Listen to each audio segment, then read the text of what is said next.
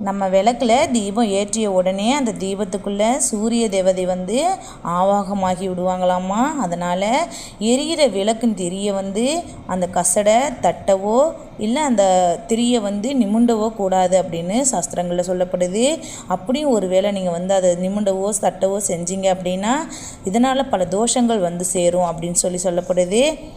திரியை பெரிதாக்கி ஒளியை கூட்டலாம். அப்படி இல்லை மேலும் மேலும் திரியோட ஒளி குறைஞ்சிக்கிட்டே இருக்குது நேரம் ஆக ஆக அப்படின்னு சொன்னால் எரிஞ்சிட்ருக்கிற அந்த திரிக்கு பக்கத்திலேயே இன்னொரு புது திரியை போட்டு பழைய திரி எரிஞ்சிட்ருக்கிற பழைய திரியை எடுத்துடணும். இதுதான் சாஸ்திர தர்மம் அப்படின்னு சொல்லப்படுது. இந்த பதிவு பிடிச்சிருந்தது அப்படின்னா நம்ம சேனலில் சப்ஸ்கிரைப் பண்ணி லைக் பண்ணி சப்போர்ட் பண்ணுங்கள்.